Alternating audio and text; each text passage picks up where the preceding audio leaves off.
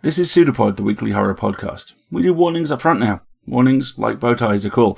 They let you know what follows might be too much for you. If it is, stop the episode, come back next week. It'll be different. If not, listen to the end. I'll be there waiting for you. PseudoPod, episode 922, for May 31st, 2024. Something Stirring Underneath, by Laura Downs. Narrated by Matt Simpson. Hosted by Kat Day. Audio by Chelsea Davis.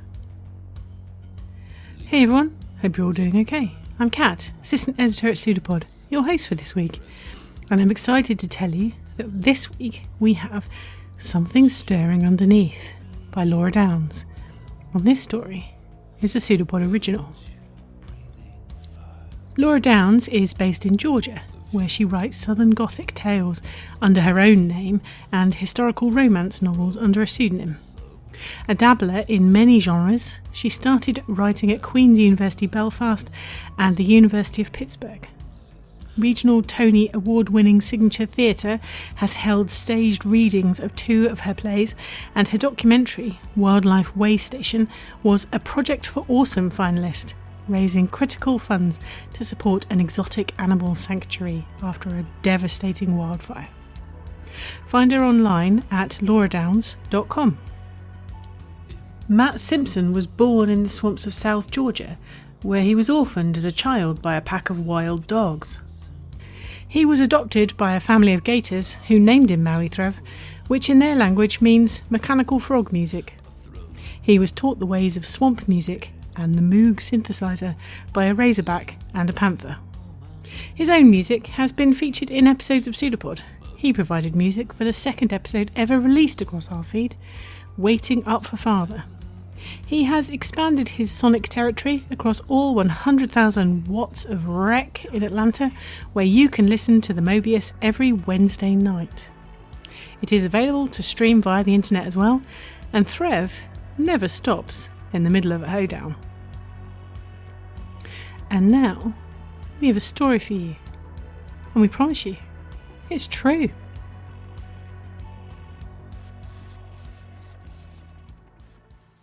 Something Stirring Underneath by Laura Downs. Narrated by Matt Simpson. He came in with the rain. There wasn't much else for Gideon to do than watch the coffee brew. As each drop landed in the glass pot, it rippled out, distorting his reflection in the dark liquid. Just when he thought he could recognize himself again, another drop fell. The diner was always quiet this time of night. He didn't know why Helen insisted on keeping it open 24 hours, other than that was the way her mother had done it, and nothing ever changed in this part of Mississippi unless it had to. So there Gideon was, most nights, just him and the coffee maker, and the murmurings from the TV on the counter. Not all that long ago, when he'd been in high school, it'd been a good time to get homework done. But now he didn't even have that to keep him occupied. The TV was older than he was, and only picked up 2 channels. Both played infomercials this time of night, but he had it turned on anyway, just to hear voices. Peels and chops onions with just 1 tap. But what if you need them minced? Well, tap again and... The bell over the front door was barely audible over the forced cheer of the infomercial host, his smile too wide to be honest as the machine in front of him reduced an onion into smaller and smaller pieces. Take a seat and I'll be with you in a moment, Gideon said, the rote words rolling off his tongue without him having to think. He'd follow up with an offer of coffee under usual circumstances, but one look at the boy in the doorway told him tonight would be anything but usual. The boy, a young man really, although it was hard to think of him that way as he shivered and blinked at the fluorescent light, seemed to be about Gideon's own age, his long limbs bearing the weedy look of one who'd finished growing, but whose body had yet to adjust. The height marker next to the door put him at an even 6 feet, a number that would be easy for Gideon to remember if the stranger thought he was an easy mark and tried to rob the diner. A flipper slicer is faster than a knife, and look, no tears! Although Gideon wasn't sure where he'd be storing a weapon, seeing as how the stranger was completely naked. Jesus Christ! Gideon swore. The naked boy blinked at him, his eyes so dark they made Gideon uneasy. Was he on something? That was the last thing Gideon needed, to be dealing with some tweaker in the middle of the night by himself. His phone was charging in the kitchen. Maybe he could make an excuse to go back there and lock himself in until the cops came. He cleared his throat, trying to think of something to say that wouldn't tip the guy off, when the windows lit with a flash of lightning followed immediately by a crack of thunder so loud that it had to be directly overhead. The boy screamed an animalistic cry of pure fear and dropped to the ground. Before he knew what was happening, Gideon found himself rounding the corner, but running towards the boy instead of the safety of the kitchen. Hey, are you okay? Fuck, it didn't get you somehow, did it? Were you touching anything metal? The boy's shoulder was cold beneath his touch, skin slick with rain and so pale it looked almost blue. Strange to be so untanned at the height of summer, but that was the least weird thing about tonight. Gideon willed his eyes not to look lower as his heart thudded in his chest. He couldn't remember the last time he touched someone like this, skin to skin. And someone his own age? And naked? The spell broke as a rivulet of dirty water rolled down the boy's neck and a clump of mud landed on Gideon's hand. Jesus! Had he been out there rolling around in the parking lot or something? He whimpered as Gideon helped him up and into a booth, one not visible through the large windows that ran the length of the diner. Okay, don't move. Gideon held out his hands like he was training a dog to stay. There's a lost and found in the back. I'll see if I can find some towels and something for you to wear. Just just stay there. There weren't any towels in the lost and found, but there was a pair of sweatpants that had been in there for God knew how long, and a t-shirt that proudly proclaimed Sturgis 94. There was even a pair of blue flip-flops, the kind that came from Dollar Tree. He decided that was good enough.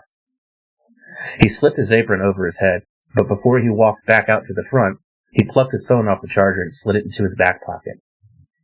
The guy hadn't done anything threatening so far, and if he was coming down off a bad trip, the last thing he needed was a bunch of cops throwing him in the back of a squad car. Still, the familiar weight of the phone in his pocket was comforting. Just in case. Here, you can clean up with this. Gideon dropped his apron on the table. And put these on. Don't forget the flip-flops. No shirt, no shoes, no pants, no service. Gideon hadn't expected the guy to laugh at the joke, but he'd hoped for a little more than being frowned at in silence. The secret is the 8 carbon steel blades. Each rotates and chops on a different angle, so you never miss a thing. You're a ray of sunshine, aren't you? Gideon sighed. You got a name? Or someone I can call to pick you up?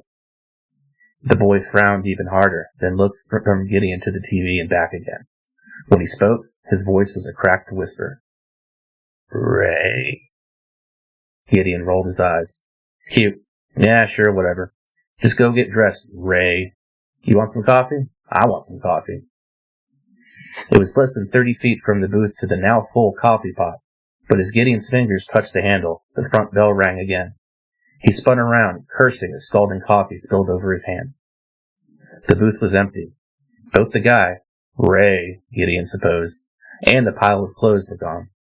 So was his apron. He cursed again. Helen would be taking that out of his paycheck. Already knowing he'd find nothing, Gideon set the coffee down and searched the diner, just to make sure the guy was gone. Call now, and as a special bonus, we'll also include our quicker grater free. That's a value of over... A puddle of water pooled on the vinyl seating in the booth, soaking in where the fabric had long ago cracked. The seat and table were littered with clumps of mud, and if Gideon looked carefully, he could see a watery trail of footprints leading across the linoleum from the door to the booth and another set leading back out the same way. Outside, thunder rumbled again, and rain came down. Gideon had just dumped a basket of fries onto a plate next to a patty melt when he heard the front bell ring. He'd already called out, "Take a seat and I'll be with you in a moment," before he realized who it was. Ray went straight to the booth Gideon put him in the night before. He was wearing the cast-offs he'd been giving, and his flip-flops slapped wetly against the linoleum as he walked, the sound filling the near-empty diner. Gideon sighed as he set the patty melt down in front of Harold's sweating glass of sweet tea. "Need a refill on that?" he asked. The old man nodded. Harold Hull had been coming into the diner longer than Gideon had been working there, likely longer than he'd even been alive. Harold claimed he was too old to need much sleep and came in at least once a week, always sitting on the same stool at the counter and always ordering the same thing. A patty melt with fries, no pickle, sweet tea, and a slice of banana cream pie to take home. He'd sit there for an hour or more, picking at his fries as he read a book. When he finally left, there'd always be a single $1 hidden underneath his plate as a tip. All right, I'll be back with another sweet tea in a sec. Gideon took a deep breath as he headed toward the booth. Even from the counter, he could tell there was something off about Ray. The way he sat just a little too straight and watched the TV with a little too much interest. His second hand clothes hung off him oddly, reminding Gideon of a crime show he'd seen years before. The detective leaning over a dead body and saying that it was impossible to dress a corpse and make it look like the victim had done it themselves while still alive. Shaking that thought from his mind didn't help, as it only made Gideon remember what Ray looked like without his clothes instead. Didn't expect you back so soon. Sorry, but the free coffee was a one-time offer, said Gideon too loudly. You bring back my apron? Ray slowly turned his gaze from the TV to him. On the screen, a weatherman with a Colgate smile warned viewers to enjoy the nice weather while it lasted. Coffee? Ray asked, his voice still as soft as the night before, but without the raspy, unused edge. No offense, man, Gideon said. Can you actually pay for that? There wasn't a wallet and no sweats when I gave them to you. Ray just blinked up at him. Fuck it. Gideon had done stupider things for a pair of pretty eyes. Fine, he huffed. Helen wasn't around, and it wasn't like Harold was going to go tell on him. Just this once. As we look to the weekend, that rain will start moving north, leaving clear skies for the rest of the state. So from Jackson on up, keep that umbrella handy. But for the coast... He went to get another sweet tea for Harold first, though. Freeloaders had to wait their turn after the actual paying customers. Weatherman says more rain, but it'll be gone by the weekend, Gideon said as he topped up the glass. Harold nodded in thanks, but didn't look up from his book. I suppose that'll mean even more cicadas soon. Oh? Said Gideon, his mind already back over in the booth. Harold hummed and looked at Gideon through wire-framed glasses. He remembered hearing the old man used to be a professor at some college up north, but had come back years ago without a word as to why. He certainly lectured like one. Rain softens the earth, helps them crawl up out of the ground. You ever done any digging and found fat white grubs on the end of your shovel? That's them. Harold paused to eat a lukewarm fry.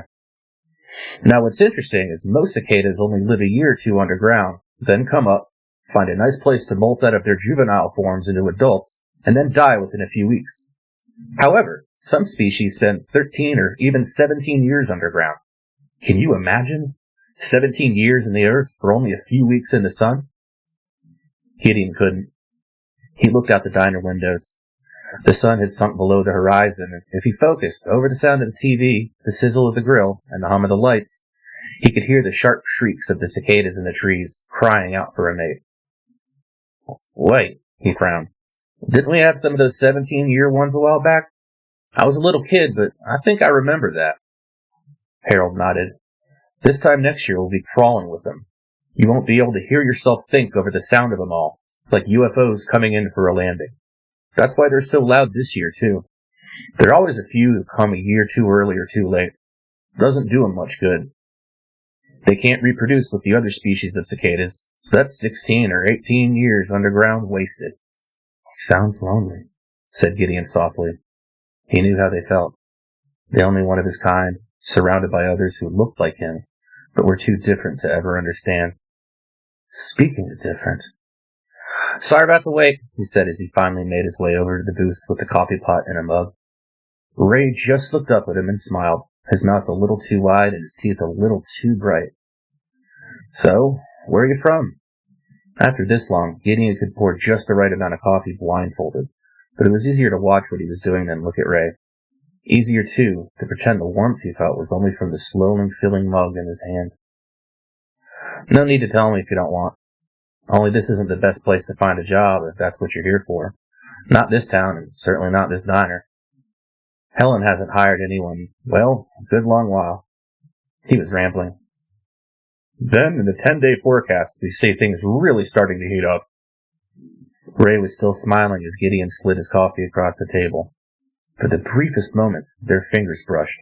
Ray's touch was cool after the heat of the mug, but Gideon's fingertips still burned. No job, Ray said haltingly.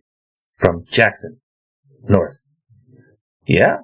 You in college or something? Or on break, I guess? Gideon wasn't trying to copy the way Ray spoke, but he couldn't help it. He was worried Ray would think he was mocking him, but while those dark eyes were watching him intently, Ray was still smiling. "Yeah," Ray said, his tone a perfect mimic of Gideon's. "Or something." It wasn't until much later, when the diner was empty and the sky was lightening over the parking lot, that Gideon realized Ray had not only mimicked his tone, but his words as well. "Yeah. Or something. No job. Coffee. Even Ray." It made him think of the magnets on his mother's fridge, a whole collection of words you were supposed to be able to arrange to make poems, but they were never quite the right ones. Something about that prickled uneasily down his spine, but before the thought could fully form, he dismissed it. After all, he'd never said anything about Jackson. Despite Gideon promising himself each time was the last, every night for the next couple of weeks he found himself pouring Ray yet another cup of free coffee. "Here," he said one night when he couldn't bear it anymore. He handed Ray a plastic bag with a smiling Piggly Wiggly on it. "What's this?" Ray smiled. His grin was still a little too much, but it had grown on Gideon. Ray talked more now, too. The first time he said a full sentence, Gideon had just about dropped the coffee pot in surprise. But now when it was quiet, he found himself sitting across the booth from Ray, talking about everything and nothing until guilt got the better of him and he found something to clean. Odd as he was, Ray didn't seem to mind that either, happy to watch TV in silence while Gideon worked. It was nice. "It's just some old clothes I had lying around that I thought might fit you. Can't have you stinking up the joint." Gideon tried to look nonchalant while Ray examined the contents of the bag. The pair of jeans was old, but he'd gnawed the plastic tags off the t-shirts that afternoon. He hoped Ray wouldn't say anything about the six-pack of briefs. He'd fought a blush as he pulled them off the rack in the store, certain that everyone would see him and somehow know he was buying underwear for another man. The idea made something twist in his gut that blossomed into warmth at the thought that the man he was buying them for was Ray. After wearing the same clothes day after day, Ray should be absolutely repulsive, but somehow he wasn't. His clothes, though dirty from assorted wear and spills, didn't carry the sickly sweet smell of body odor that always reminded Gideon of high school locker rooms and turned his stomach. Ray didn't look dirty either. His skin had lost the sickly pale hue of that first night, now healthier looking and lightly tanned. Gideon didn't know what Ray did during his days to get so much browner in such a short time. It seemed rude to ask, even if he was dying to know, but whatever it was didn't dirty him up too much. If Ray hadn't changed his clothes in weeks, Gideon didn't want to guess how infrequently he'd showered in that time as well. "Thank you, Gideon," said Ray, rubbing the fabric of a shirt between his fingers. "You're very kind." Gideon did blush now. "Don't worry about it," he said, waving his hand and nearly spilling coffee everywhere. "I'm glad you like him." He walked away, certain there was anything else he should be doing, but the diner was empty aside from the two of them and the man on the television infomercial. He was selling some kind of cleaner tonight, 2 for the price of 1. "But wait, there's more," thought Gideon. "But wait, there's more," the man in the infomercial said. "Order now and we'll include a bottle of our amazing wood polish absolutely free. It restores your furniture and floors to their natural luster. Offer only available to the first 500 callers, so call now. There's not a moment to lose." "I have a shower," Gideon blurted out. He turned back to Ray, who was watching him quizzically. "If you, don't, you're welcome to it. I mean, you'd have to wait until I finish my shift, but it feels better to put clean clothes on after a shower, right? So you can use mine if you want to come home with me." "I'd like that," Ray said. And this time when he grinned, Gideon grinned right back. "Your friend's not in tonight," said Howard as Gideon set his patty melt on the counter. "Yeah," Gideon coughed. "I don't know where he is. Maybe he'll be by later." It was all lies. He knew exactly where Ray was, assuming he hadn't crawled out of Gideon's bed since he left him to go to work. He knew Ray'd be coming by soon, too. At least, he had every night so far. Their walks home at the end of his shift had become Gideon's favorite part of the day. They'd walk the mile back to Gideon's trailer in near silence, listening to the night insects quiet as the sun rose. By the time they reached home, the morning birds would be beginning to sing. However, the drone of the cicadas was ceaseless both night and day. Sometimes Gideon would hear a crunch as he stepped on one of the shells they left behind when they molted. The delicate casing split up from the back where the insects had emerged in their final shapes, leaving the empty husks behind. Howard was right. There did seem to be more this year. "What about you?" he asked. "Anything interesting?" Harold scowled. I've been woken up every morning this week by trucks going out to that old Native American site at the crack of dawn. The burial mound? Gideon asked as he topped up his sweet tea. I think I heard something about that. Technically, they're not burial mounds, despite what we call them, said Howard, back in full professional form. He put a finger down on his book to mark his place on the page. What do you know about the ancient Mississippians? Gideon shook his head. Not much. Then you know almost as much of those damned archaeologists waking me up at ass o'clock. About all we know is that their civilization once covered from the Gulf of Mexico all the way up to the Great Lakes. Then one day they just disappeared. Later tribes have all sorts of stories, but we don't know exactly what happened to them. Just that they left these great big mounds all over the country. But they're not burial mounds? Gideon asked, interested despite himself. Until Ray came in, his choice was either to talk to Howard or learn how to make rotisserie chicken at home from the infomercial. It's so easy. Just set it and forget it.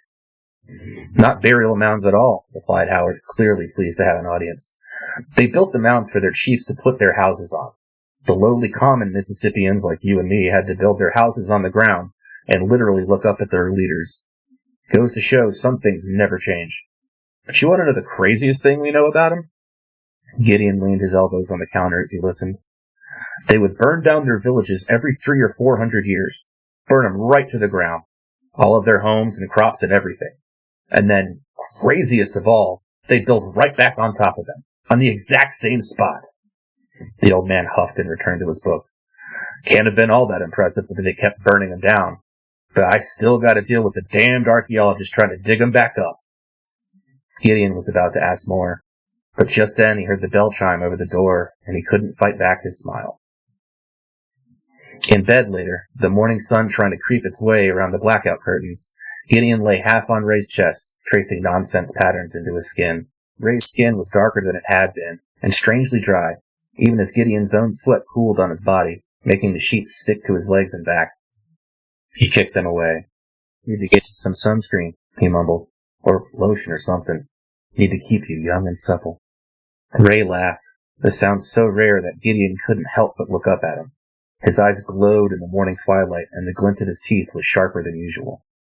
It's a good idea, Gideon said as he maneuvered himself up to rest his head on Ray's shoulder. You're moving slower, too. Are you sunburned, or did I wear you out? Ray laughed again and wrapped his arm around Gideon. I'm just a bit stiff. I'll be better by tomorrow. Oh? Ray tried to make his next words sound more casual than they felt.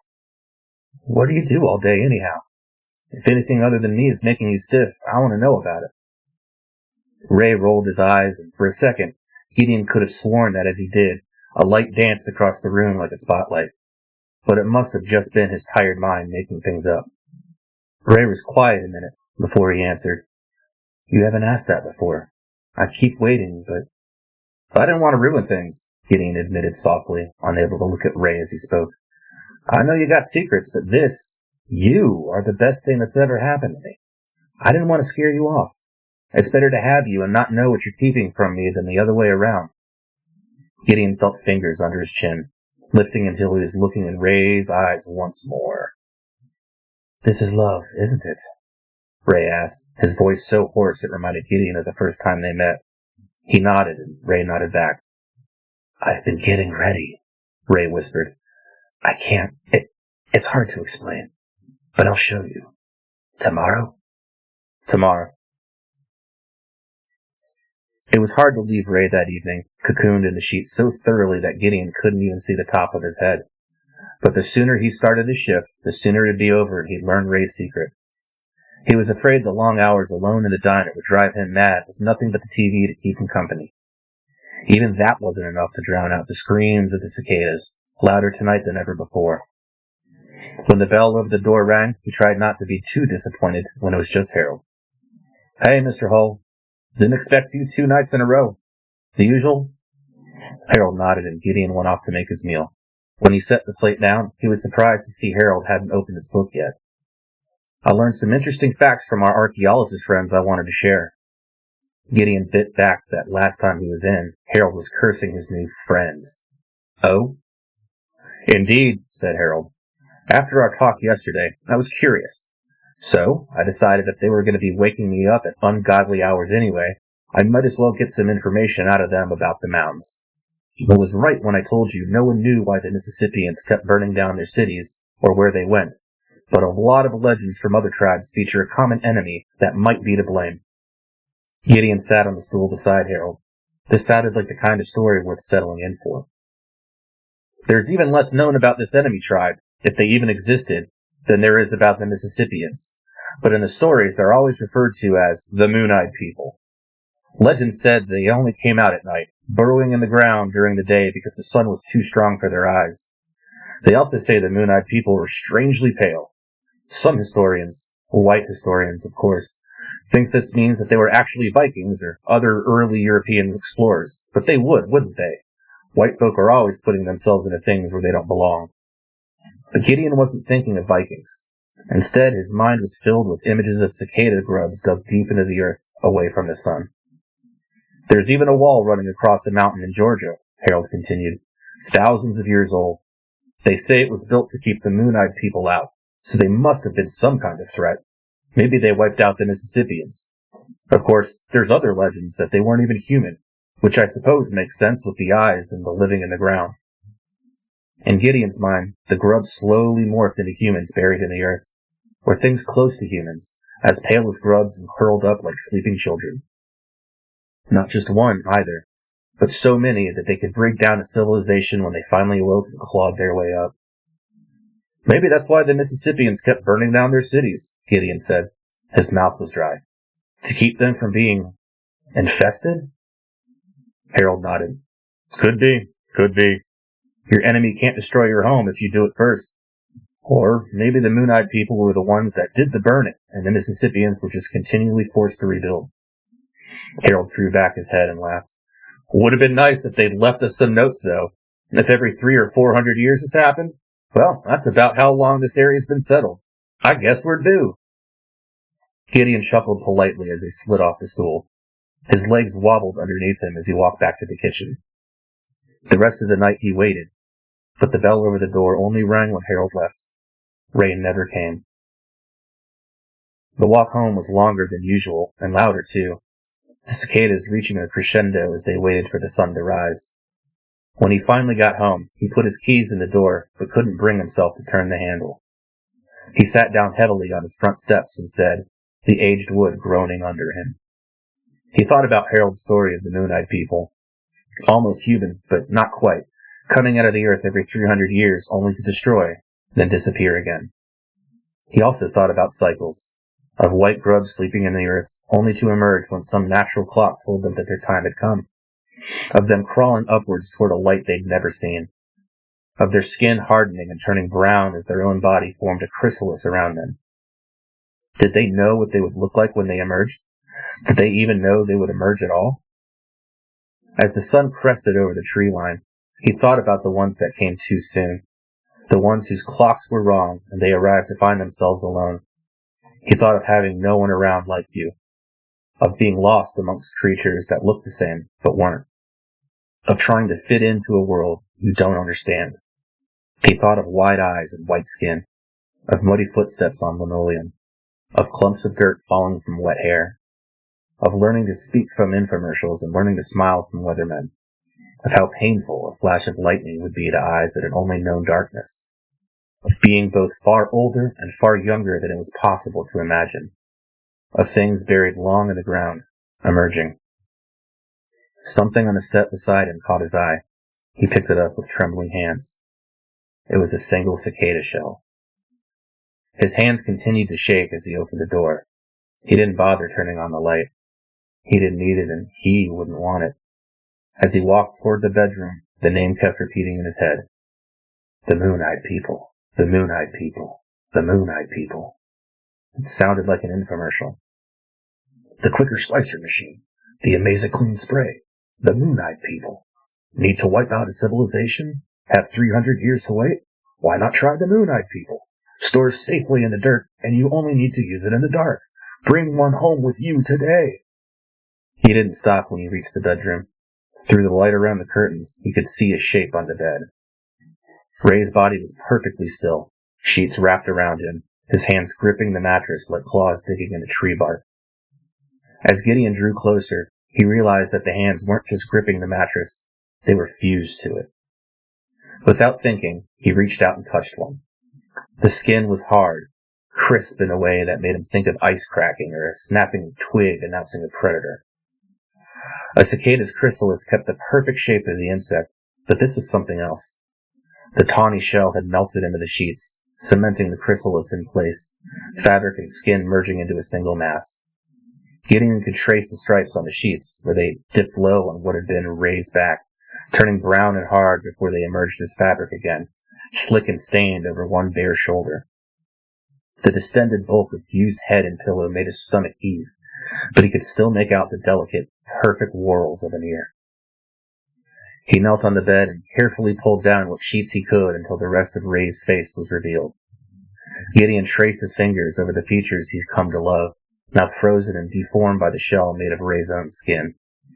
In places, the shell was translucent, and Gideon could see the movement of something stirring underneath. There was a hiss like a can of Coke being opened. As Gideon watched, the slightest crack formed at the nape of May's neck. The movement within surged, pressing against the crack again in roiling undulations. Each time, the crack lengthened a little further, the hard bumps of spine splitting one by one with wet pops, leaving a milky dew that smelled of damp earth and sweet rot. A final pop soaked the sheets around Ray's waist, his entire back split open. What lay beneath paused then, the pale mass quivering and twitching, steeling itself for what was yet to come. Outside, the cicada stopped screaming. Silence fell, a perfect hush only broken by the occasional whisper of a distant car, and the creak of old trees weighed down by summer leaves. Slowly, Gideon stripped off his clothes. They joined old jeans and new t-shirts on the floor. Then he climbed into bed. Pulling a corner of the sheet over him, Gideon curled up next to the shell and waited to see what would emerge.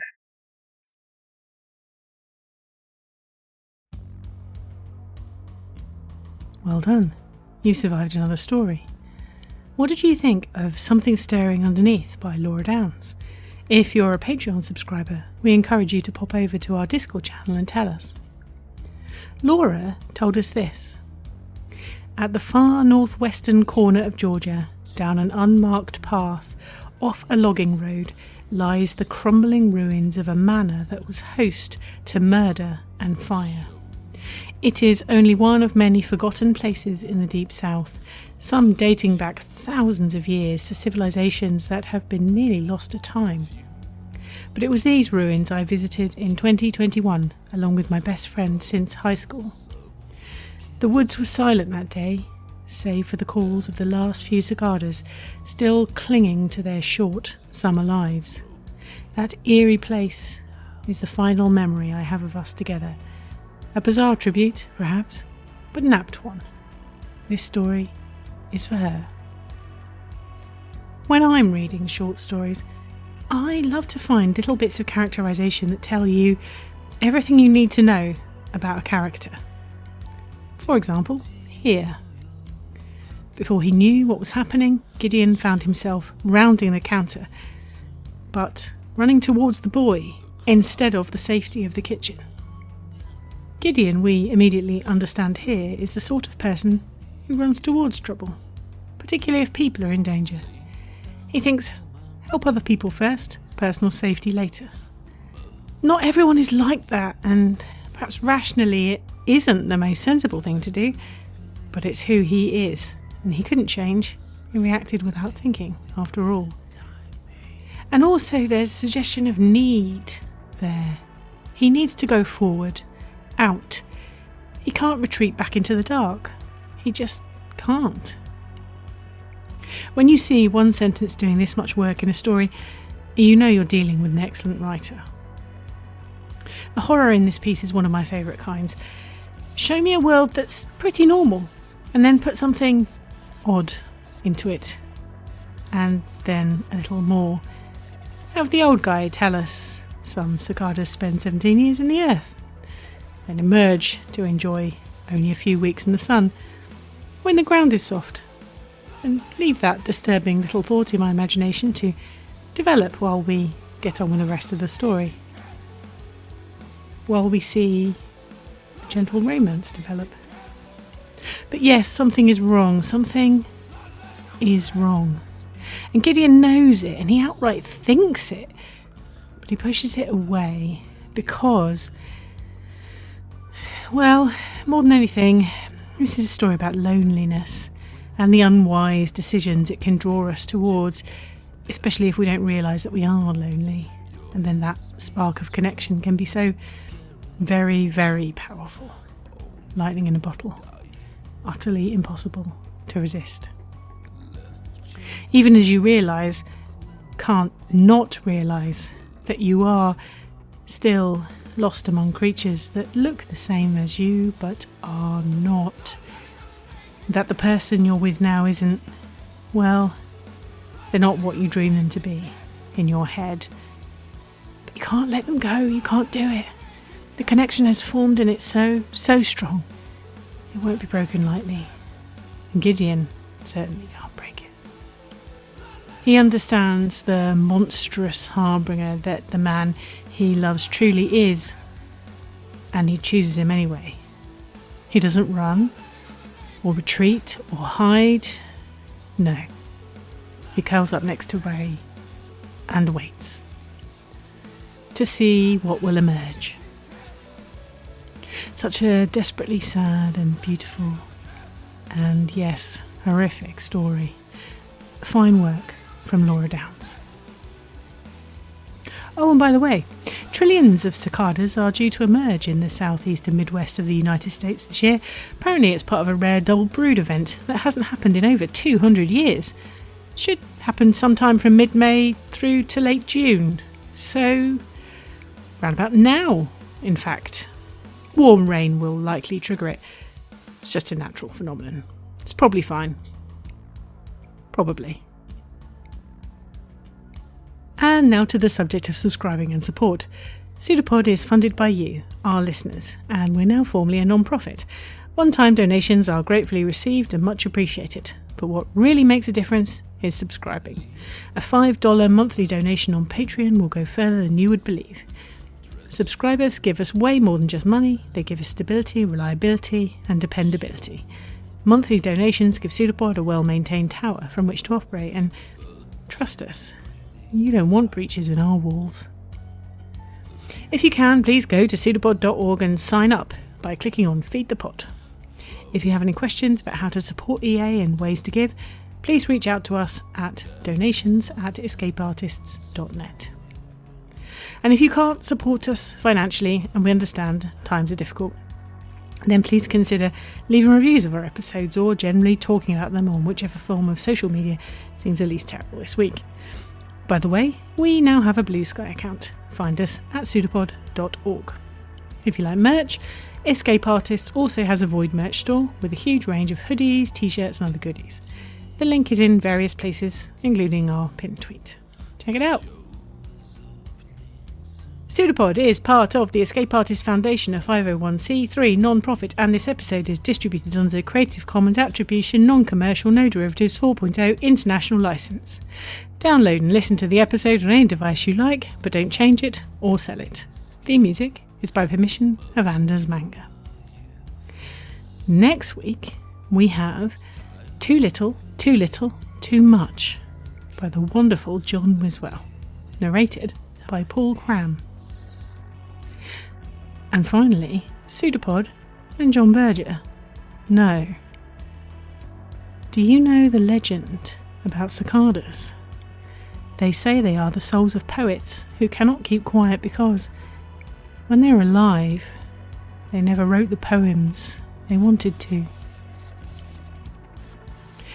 See you soon, folks. Write your poems and your stories, and stay safe.